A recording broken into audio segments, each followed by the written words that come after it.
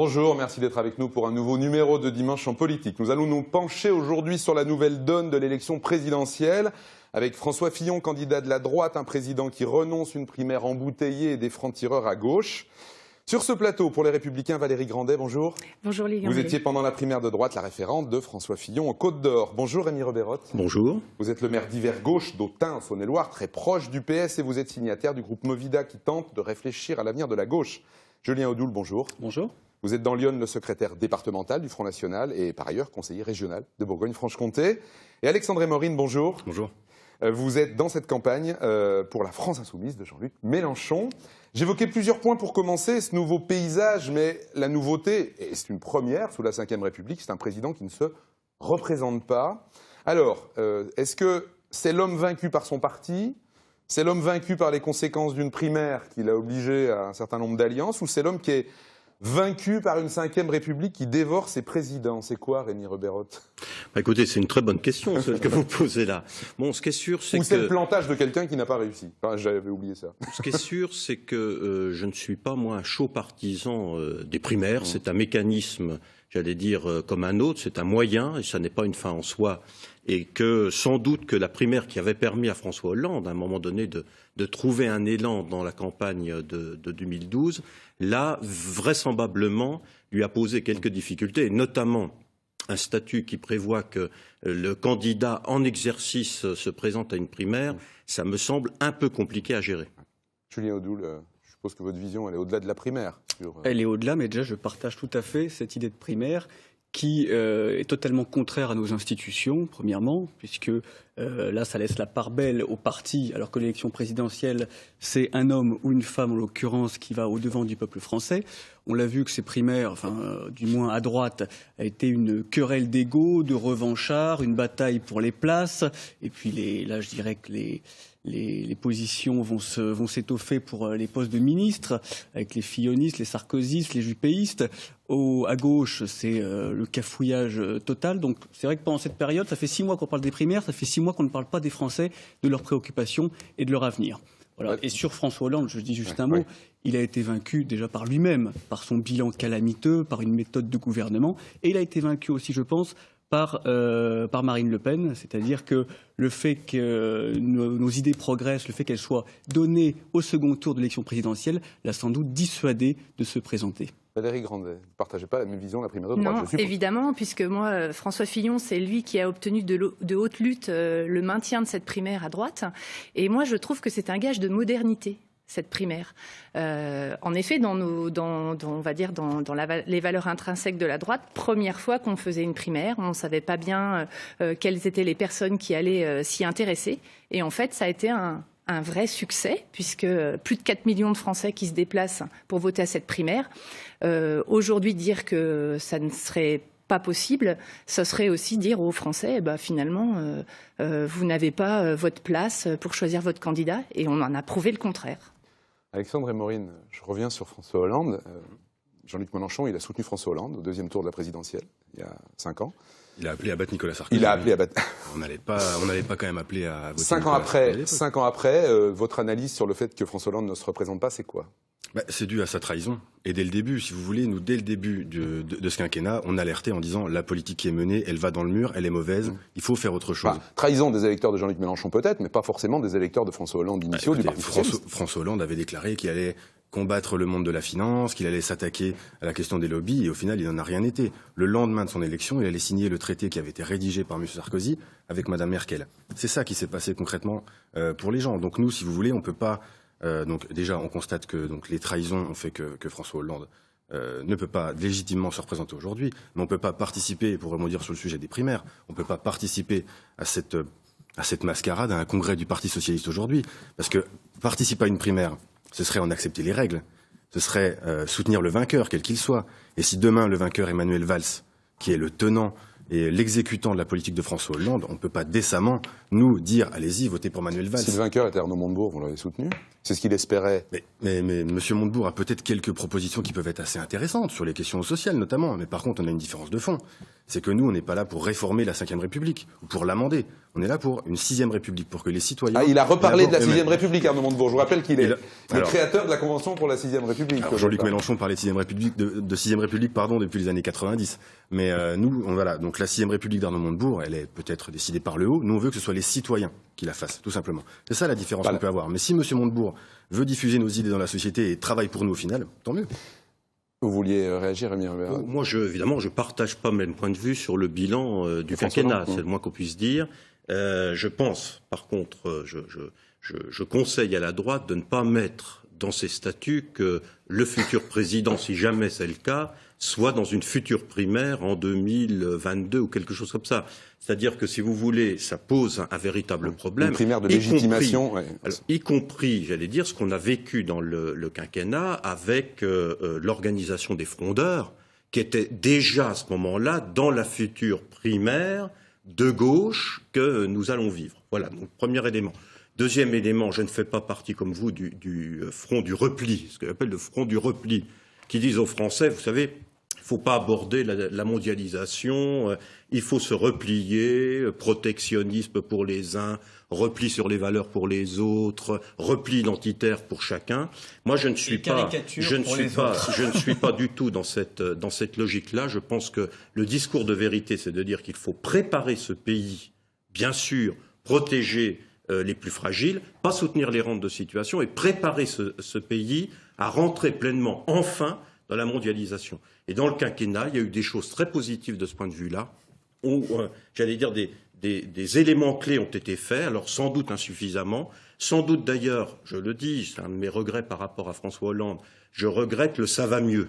Parce que quand on est dans une situation comme cela, qui est une situation de mutation, c'est un discours de combat qu'on doit tenir et pas le discours du ça va mieux. Pour le reste, je pense qu'effectivement, il faut affronter les difficultés et non pas se replier en disant c'est trop dur, replions-nous, revenons à l'autarcie, au protectionnisme et surtout, faisons en sorte que le pays n'entre pas dans la mondialisation. Moi, je voulais qu'on revienne sur notre point de départ, c'est la nouvelle donne. Oui. Et dans la nouvelle donne, alors sans clin d'œil au parti politique Nouvelle Donne, il y a l'élection de François Fillon dans la primaire, dont un certain nombre d'observateurs font remarquer que, on va dire que ça positionne la droite à droite.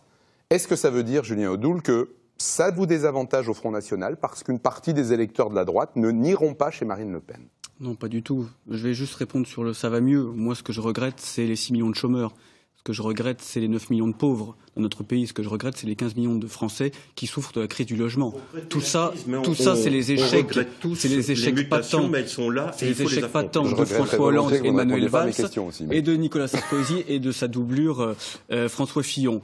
Mais sur ce que vous me disiez, François Fillon n'est pas un candidat de droite. François Fillon, c'est le candidat de l'UMPS. Je dirais que c'est c'est pas tout à fait ce que dit la gauche. La réforme de la sécurité sociale, 500 000 fonctionnaires en moins, c'est pas franchement François Fillon, c'est une espèce. François Fillon, c'est une espèce. Monsieur Fillon, c'est de Madame Le Pen. Si je peux juste, François Fillon, c'est juste une espèce d'hybride finalement entre un monstre antisocial. Donc vous disiez la suppression de 500 000 fonctionnaires. Vous disiez également donc qu'il veut dérembourser les frais d'optique. C'est lui qui le dit surtout. Oui, c'est lui qui dit. Il s'attaque même aux personnes handicapées c'était mercredi dernier, dit que c'était une absurdité de consacrer donc des logements donc aux personnes handicapées en France.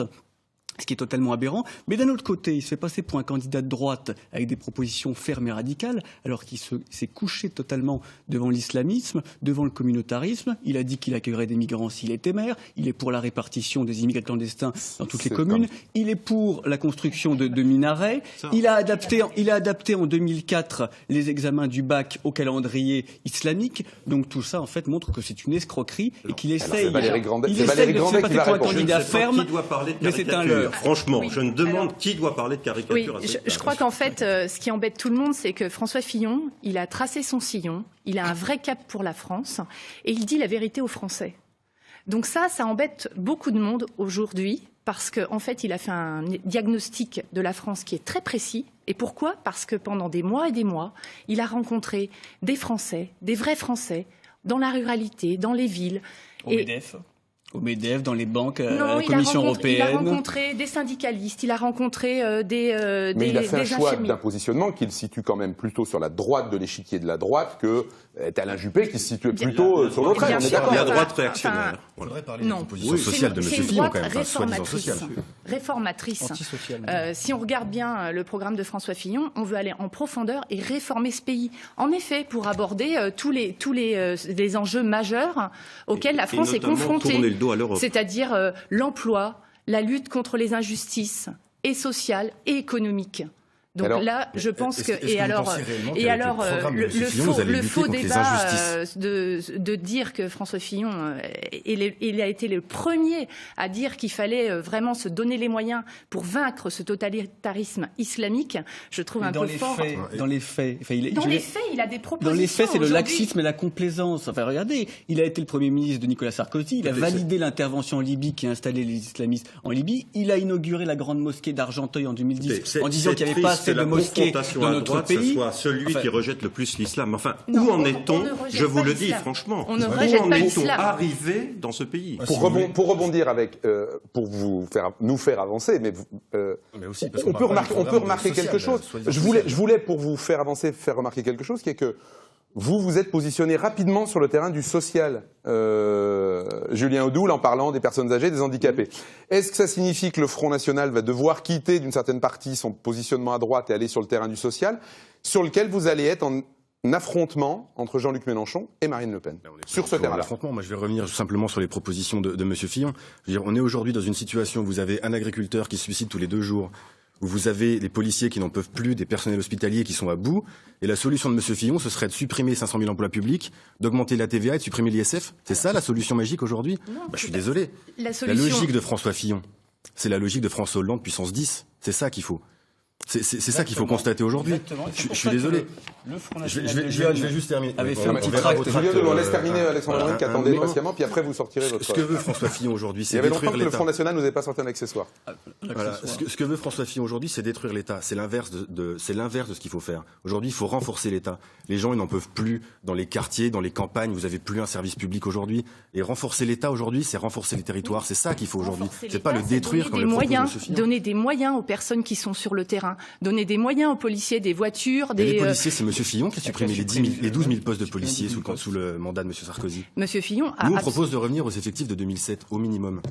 Mais Parce qu'on a besoin d'une sécurité aujourd'hui. On a besoin d'une sûreté publique pour les gens. oui, mais c'est pas le nombre de personnes qui feront que la sécurité sera la mieux gardée en France. Allez dire ça aux policiers C'est qui les sont moyens. sous-effectifs. Allez-y. Allez voir, allez les rencontrer dans les commissariats. La façon dont aujourd'hui ils n'ont plus de moyens pour faire leur travail. Donc donnons déjà des moyens Et supplémentaires. vous voulez supprimer encore les dépenses publiques. Pas forcément en termes d'humains, c'est pas ce qu'ils réclament les policiers, forcément. Plus de monde sur le terrain. C'est qu'on leur donne des moyens, qu'on leur donne des outils pour faire leur travail. Ça nous amène au chapitre suivant de cette émission. C'était la question: qu'est-ce qui va se passer dans cette campagne? Sur quoi va se jouer finalement cette campagne? Vous avez commencé service public ou pas, dépenses publiques ou pas, Europe ou pas. Il y avait un sondage BVA dans lequel on posait la question aux Français sur les sujets qui impactaient les intentions de vote. En gros, c'était chômage 87%, sécurité 80%. Et on a l'impression en même temps que ce n'est pas forcément en réalité là-dessus que ça va se jouer. De votre point de vue, Rémi Rebeyrotte, c'est quoi l'enjeu de cette campagne? C'est le chômage? C'est revenir en arrière sur des choses qui ont été faites? Ou c'est peut-être des idées nouvelles? On pense par exemple au revenu universel ou des choses comme ça que certains ont envie d'amener dans le débat. C'est quoi? De mon point de vue, c'est surtout un choix entre le repli sous toutes ses formes, ou la confrontation par rapport aux mutations. Bon. Et donc, c'est vrai qu'il faut continuer à préserver et à protéger les plus fragiles, ça c'est une évidence. Pas par contre protéger les rentes de situation, et nous en avons encore de part et d'autre dans notre pays. Rentrer pleinement dans la mondialisation, je le disais, des échanges, ce n'est pas un choix. Soutenir l'entreprise, et ça a été fait quand même sous le mandat, alors peut-être faut-il en revoir les formes, mais soutenir l'entreprise et celui qui investit, ne pas être dans la logique du statu quo, s'ouvrir au monde et aux autres cultures. C'est un élément absolument clé dans le monde où nous sommes confrontés aujourd'hui. C'est pas ce qui s'est passé dans les dernières élections, Rémi Rebeyrotte, en Europe et dans le monde. Oui, on a une tendance au repli très fort. Mais je ne crois pas, si vous voulez, qu'il faille être dans la logique du consommateur, c'est-à-dire servir à nos concitoyens le discours qu'ils voudraient qu'on leur serve. Si je pense que la logique aujourd'hui, Macron hier, la logique, c'est la citoyenneté, c'est l'appel à la responsabilité des citoyens, je le crois de manière très forte. Alors, vous m'interrogez sur qui peut porter ces éléments-là. Moi, je vais vous répondre. Hier, il y a entre 10 et 15 000 personnes à Paris pour le premier meeting d'Emmanuel Macron. On verra ce qui sortira de la primaire, j'allais dire, de la belle alliance populaire socialiste. Il est clair que ceux qui pensent que notre pays doit s'engager encore plus résolument dans le progrès, marquer aussi l'Europe par ces idées-là, c'est-à-dire effectivement, moi je ne suis pas aujourd'hui très favorable à la politique telle qu'elle est menée au niveau européen. Je pense qu'il faut la changer, mais c'est plutôt aujourd'hui les valeurs de notre ami qui représente François Fillon qui sont en tête et à l'œuvre aujourd'hui au niveau européen. Moi, je souhaite une Europe beaucoup plus combative et une Europe beaucoup plus efficace et volontariste. Je le dis tel que je le pense. En tout cas, par contre, je souhaite une Europe. Ça, c'est sûr. Et donc, si Manuel Valls sort en tête de la primaire, eh bien, il faudra qu'il y ait une entente entre Manuel Valls et Emmanuel Macron. On ne pourra pas avoir, sur ces thèmes, qui sont des thèmes exigeants et qui doivent mobiliser nos citoyens, avoir de candidats. C'est pas gagné d'avance. Si ça n'est pas le cas, moi, je suis assez ravi qu'il y ait un candidat en dehors de la logique de la primaire, et il faudra, le moment venu, prendre toutes ses responsabilités. Donc Emmanuel Macron, tout à fait. Valérie Grandet, on parlait programme et les points sur lesquels ça allait se jouer. La réforme de la Sécu, c'est quelque chose qui a beaucoup cristallisé autour de la droite. Si je vous dis qu'il y a certains élus de droite actuellement qui s'inquiètent pour la suite de la campagne de ce que ce projet peut créer et ce en quoi il peut être négatif pour la suite de la campagne de la droite. Alors, ceux qui s'inquiètent, c'est parce qu'ils ont mal lu le programme de François Fillon sur cette partie santé, évidemment, puisqu'en fait, François Fillon a fait ce diagnostic que tous les Français peuvent mesurer, c'est qu'aujourd'hui, il y a une santé à deux vitesses. On sait très bien que quand on a la chance de pouvoir se payer une bonne mutuelle, eh bien, on est bien remboursé au niveau de ses frais d'optique ou de ses frais dentaires, et qu'aujourd'hui, en l'état, la sécurité sociale rembourse mal les Français les plus démunis sur ces deux points-là, par exemple. Donc François Fillon, ce qu'il veut au niveau de la santé et notamment au niveau de la sécurité sociale, c'est évidemment ne pas dérembourser ou casser complètement ce système auquel il est absolument attaché, mais c'est justement qu'il y ait vraiment une équité envers tous les Français, les plus pauvres, les classes modestes et aussi ceux qui ont du coup plus d'argent pour se payer des soins, mais que justement ces gens les gens les plus modestes aient un panier de franchise de soins auxquels ils pourront continuer à se faire soigner correctement. Au-delà, il va falloir passer des électeurs de droite aux électeurs français pour vous. Oui. Et ça va être l'enjeu des prochains mois. Mais écoutez, c'est ce qu'on a fait déjà depuis de longs mois pendant cette campagne des primaires où on a été expliqué aux Français. Et la preuve, c'est que le score sans appel que François Fillon a fait et au premier tour et au second tour, avec 67% des gens qui se sont déplacés, qui ont adhéré à ces propositions, qui ne sont pas des promesses, c'est des propositions qu'il a construites avec les Français. Je pense que c'est là-dessus qu'on va pouvoir s'appuyer pour aller convaincre de plus en plus de Français et expliquer ce programme de réforme de notre pays. Julien Audoul. Oui, ça fait doucement rigoler en fait d'écouter ça, mais de toute façon c'est la vieille politique qui se recycle en permanence. Alors qu'est-ce que vous proposez de nouveau si ça c'est la vieille politique? C'est la doublure. Bah déjà, Marine Le Pen, elle, sa campagne, elle va pas virer à droite, elle va pas virer à gauche, elle tend à rassembler les Français. Voilà, c'est la campagne de la force, de la cohérence et de l'équilibre. Point final. Monsieur Fillon, elle ne va pas virer à droite, elle va pas virer à gauche, pardonnez-moi, mais entre elle et Marion Maréchal Le Pen ces derniers jours, ça a quand même été assez compliqué du remboursement de l'IVG. Pas du tout. Non, il n'y a pas d'extrême. Premièrement, il n'y a pas d'extrême droite, il n'y a qu'un parti patriote, voilà, démocratique, citoyen, républicain. Point final, le Front National n'est pas un parti d'extrême droite, dixit le ministère de l'Intérieur, ne vous en déplaise. Ensuite... Ah non, on n'y est pas encore, arrêtez. Ensuite, ce que je veux dire, c'est que Marine Le Pen, elle a présenté sa candidature au nom du peuple, ce qui fait la grande différence, puisque, je le disais, François Fillon s'est présenté au nom du MEDEF, au nom des notables, au nom finalement des riches, puisque on remarque que l'électorat de François Fillon sont plutôt les notables âgés de province, 4 millions et non pas 40 millions d'électeurs français, et que Manuel Valls, lui, s'est présenté au nom des pseudo-diversités, au nom du vivre ensemble, au nom de l'ouverture au monde et tout ça.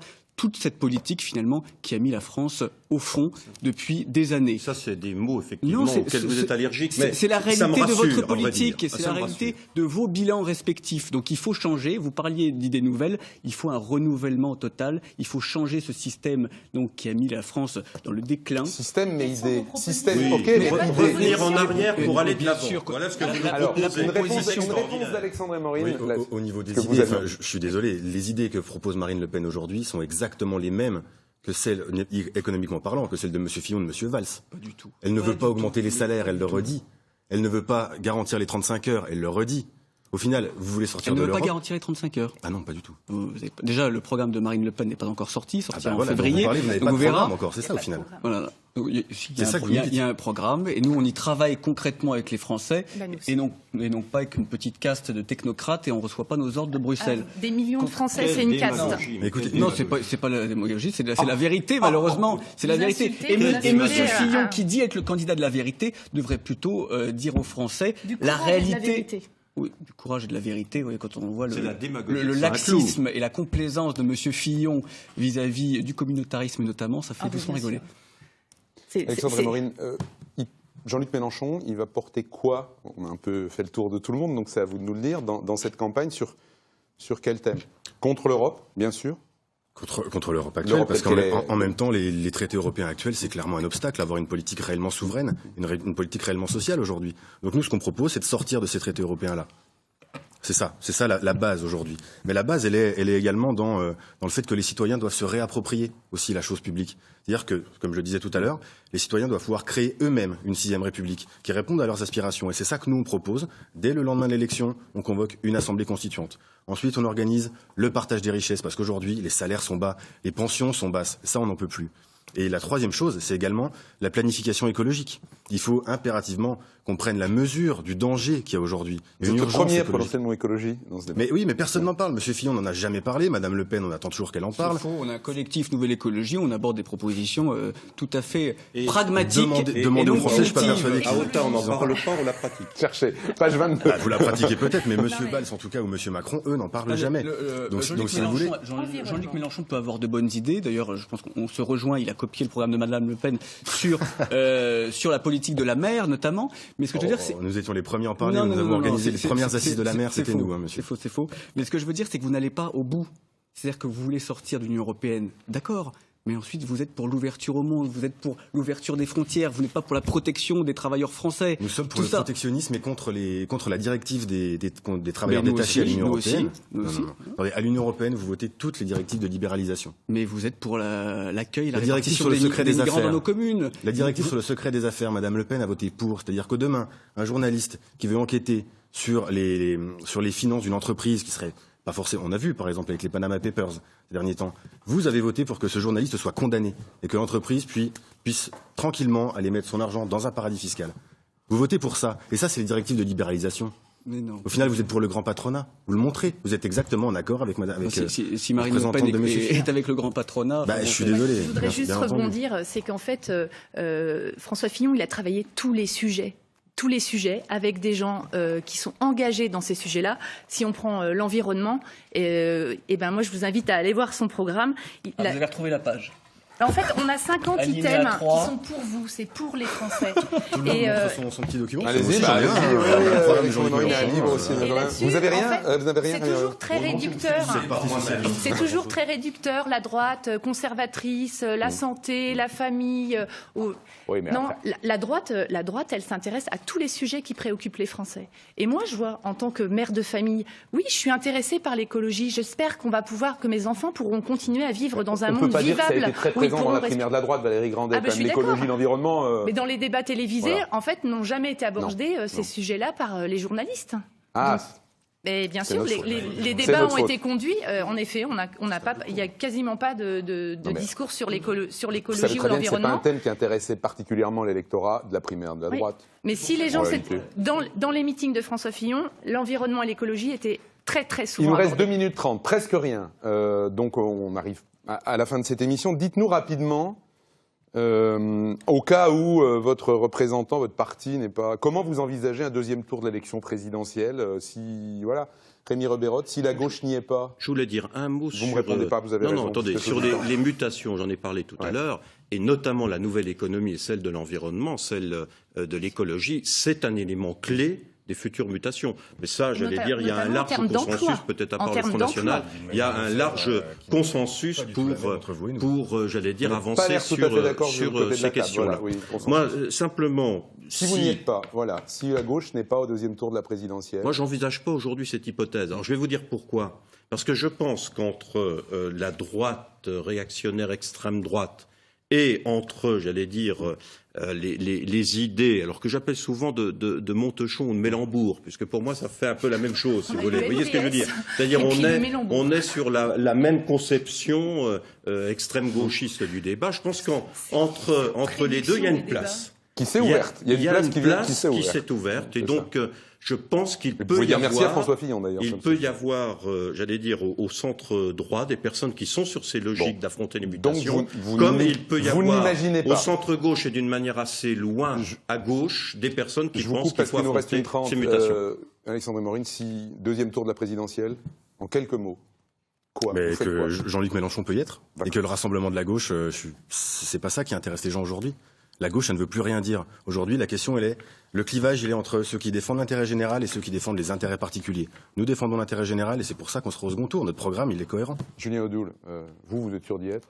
On n'est jamais sûr, mais je ne l'envisage pas. Marine Le Pen va gagner cette élection et va remettre la France en ordre pour les 5 ans à venir. Préservez-nous C'est une du pays. conclusion ferme. Valérie Grandet, vous aurez peut-être besoin d'autres gens pour battre le Front National si François Fillon est au deuxième tour. Bah, écoutez, en tout cas, il y a toujours une grande famille à droite qui fait partie la droite républicaine. On aura besoin évidemment des gens au centre pour cette élection. Mais par contre, une chose est sûre, c'est que François Fillon garde le cap. Il ne fait aucun compromis. Il a une ligne de conduite. Et là-dessus, les Français ont déjà fait une première étape Et et là-dessus, je vous ont coupe adhéré. parce que c'est terminé. Merci à tous les quatre d'être venus débattre. C'était très intéressant. On se retrouve en début d'année prochaine avec une émission spéciale sur la région Bourgogne-Franche-Comté, un an après l'élection de Marie-Guite Dufay. Bon dimanche, au revoir et merci.